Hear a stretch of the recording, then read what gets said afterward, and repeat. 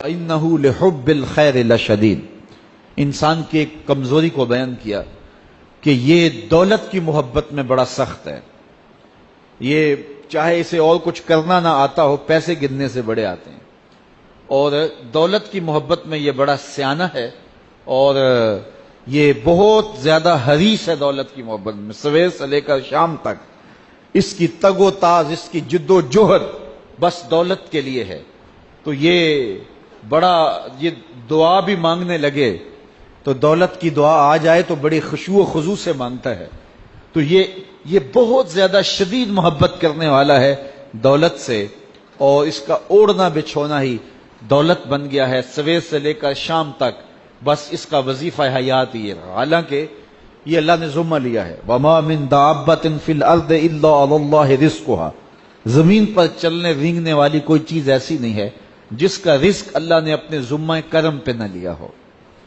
وہ تو جانوروں کو بھی رزق دیتا ہے. شکم مادر میں جب بچہ ہوتا ہے 120 دن کا، تو فرشتہ آ کے اس کی عمر بھی لکھ جاتا ہے، اس کا رزق بھی لکھ جاتا ہے، اس کا شقی و سعید ہونا بھی لکھ جاتا ہے.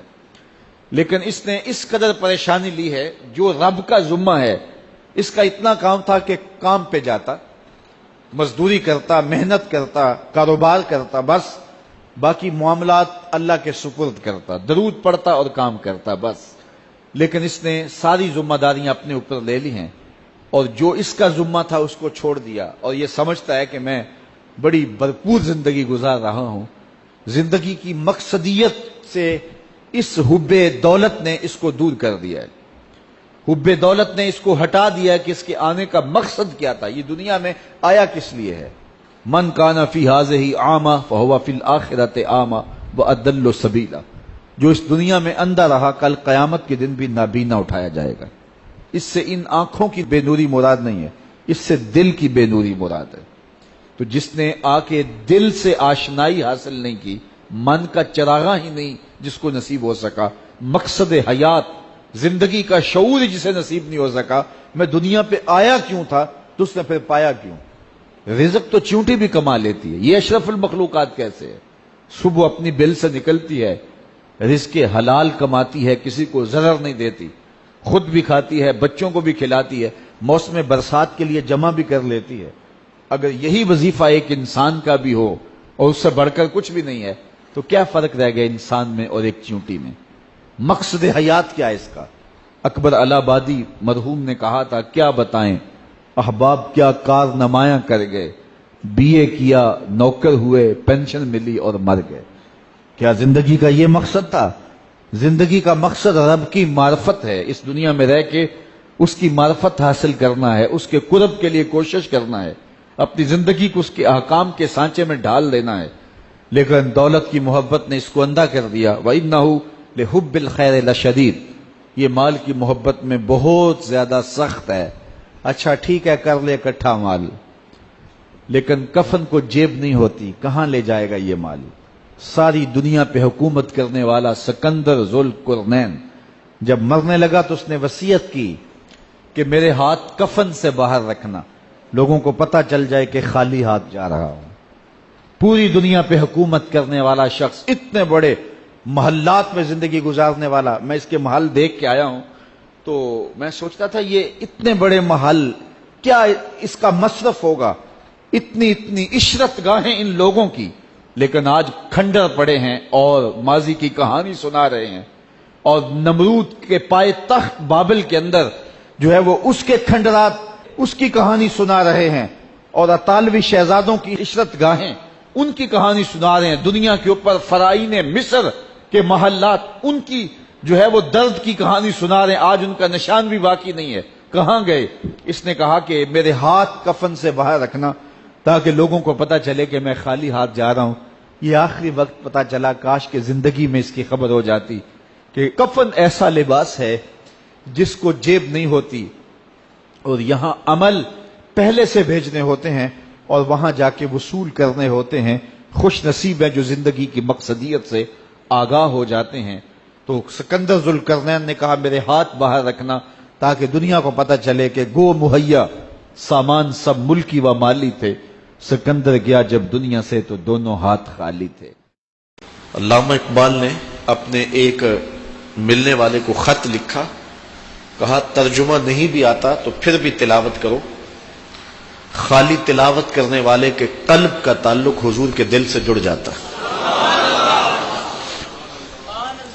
تو کہا کہ ذکر سے مراد قرآن مجید کی تلاوت ہے۔ سیارہ ڈائجسٹ کا ایک قرآن نمبر چھپا تھا، اس میں ایک شخص کی کہانی لکھی تھی کہ قبر کھودتے اس کی قبر کھل گئی، لوگوں نے دیکھا کہ قبر میں روشنی ہے اور کفن بھی میلا نہیں ہوا، اور وہاں گلاب اگے ہوئے ہیں جس کی خوشبو سے ماحول میں عطر پھیلا ہے۔ تو لوگ اس نشان پہ صاحب قبر کا گھر تلاش کرتے رہے، اس کی بیوہ سے ملاقات ہو گئی، اگرچہ وہ بہت زیادہ بوڑھی ہو چکی تھی۔ پوچھا تیرے شوہر کا کیا عمل ہے کہ ہم نے اس کی قبر میں روشنی بھی دیکھی ہے اور خوشبوئیں بھی دیکھی؟ اس نے کہا میرا شوہر ایک دیہاتی شخص تھا، مجھے کوئی اس کا ایسا عمل نظر نہیں آتا، ہاں یہ مجھے یاد ہے کہ وہ قرآن مجید تو نہیں پڑھا تھا لیکن اس کتاب سے محبت اسے بڑی تھی، اور صبح جب نماز پڑھنے جاتا تو لوگ قرآن مجید کھول کے بیٹھتے تو اسے بڑا دکھ ہوتا کہ میں بھی قرآن پڑھا ہوتا تو مجھے بھی یہ برکت نصیب ہوتی۔ اب گھر آتا تو اس کے قدم بوجھل ہوتے، گھر آ کے طاق پہ پڑے ہوئے قرآن مجید کے نسخے کو اٹھاتا اور کھولتا اور ایک ایک سطر پہ انگلی رکھتا اور کہتا مالک مجھے نہیں پتا یہ کیا لکھا ہے، لیکن جو لکھا ہے سچ لکھا ہے۔ پھر نیچے آ جاتا، کہتا مالک مجھے نہیں پتا یہ کیا لکھا ہے، میری بدقسمتی ہے مجھے نہیں پتا، لیکن جو لکھا ہے سچ لکھا ہے، تیرا کلام ہے۔ انگلیاں پھیرتا جاتا اور یہ کہتا چلا جاتا یہ بھی حق ہے، یہ بھی حق ہے، یہ بھی حق ہے اور یہ بھی حق ہے۔ تو آج اس کی قبر میں جو اجالے پھیلے ہوئے ہیں تو اس قرآن کی محبت کی وجہ سے ہے۔ اللہ ہم سب کی قبروں میں روشنیاں کر، چونکہ ہماری تحریک قرآن مجید کی تحریک ہے تو اللہ کی کرم نوازیاں ہو جائیں۔ ہم اس کتاب کا حق تو ادا نہیں کر سکتے لیکن نوکری تو اللہ نے ہمیں نصیب کر دی ہے، اللہ اس کتاب کی برکتیں ہمیں نصیب کرے۔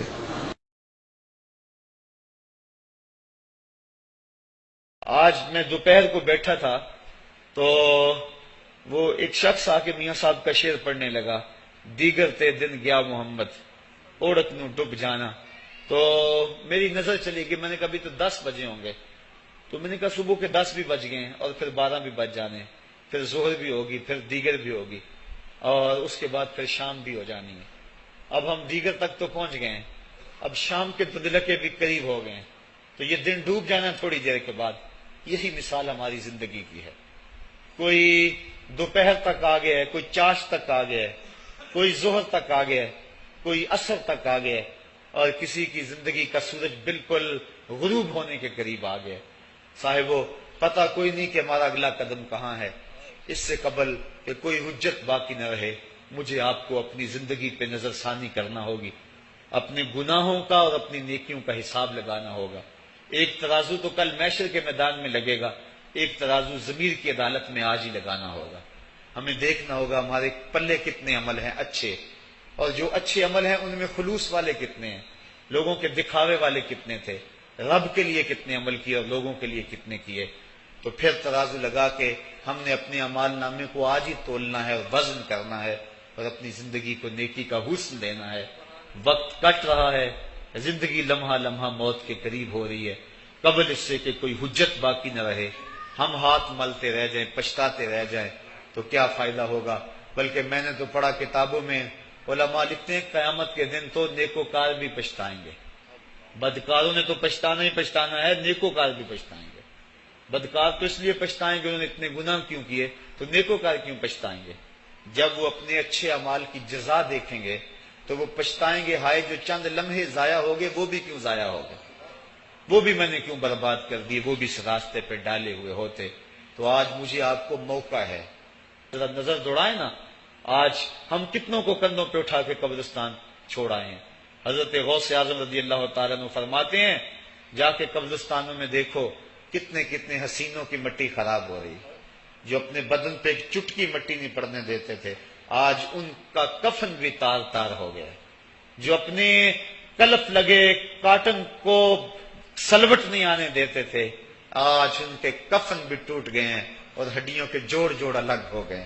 تو وقت ہمارے اوپر وہ آنے والا ہے، کسی نے آج تک موت کا انکار نہیں کیا۔ میں نے لوگوں کو خدا کا انکار کرتے دیکھا، آپ نے بھی دیکھا، لیکن کوئی موت کا آج تک انکار کرتا نہیں دیکھا گیا۔ موت اپنا آپ منوا لیتی ہے۔ میں اور آپ موت کے بتدریج قریب ہو رہے ہیں، ہمارا اٹھنے والا ہر قدم ہمیں موت کے قریب کر رہا ہے۔ تو قبل اس سے کہ وہ وقت آ جائے اور کوئی حجت باقی نہ رہے اور ہم ہاتھ ملتے رہ جائیں، وقت پر کافی ہے ایک قطرہ بھی آب خوش ہنگام کا، جل گیا جب کھیت برسا می تو پھر کس کام کا، پھر تو پچھتاوا ہی ہوگا۔ آج ہم پچھتا لیں تاکہ زندگی میں حسن نیکی کا آ جائے۔ یہ میری آپ سے درد مندانہ اپیل ہے، گزارش ہے، اور میری آپ سے التماس ہے کہ یہ تھوڑی سی زندگی اللہ نے جو مجھے اور آپ کو ودیعت کی ہے، یہ بڑا تھوڑا سا عرصہ ہے، تھوڑا سا موقع ہے۔ یہ دنیا بوائی کا موسم ہے، آخرت کٹائی کا موسم ہے۔ جو بوائی کے موسم کو برباد کر بیٹھا ہے، کٹائی کے موسم میں اس کے ہاتھ کچھ نہیں لگتا۔ تو آج تخم میں عمل ڈالنے، آج ایک بیج ڈالیں گے، کل 70 کاٹ لیں گے۔ لیکن اگر آج کچھ نہ کیا، اپنی سانسیں برف کی طرح پگھلا دی، تو یہ اس شخص کی طرح ہے جو پھٹے پہ رکھ کے برف کہہ رہا ہے کہ میرے اوپر رحم کرو، اگر تم نے میرے سے برف نہ خریدی تو میرا راس المال بھی لٹ جائے گا۔ ہمارا راس المال سانسوں کی صورت میں لٹ رہا ہے۔ اللہ مجھے آپ کو اپنی رحمتوں کا حصار عطا فرمائے۔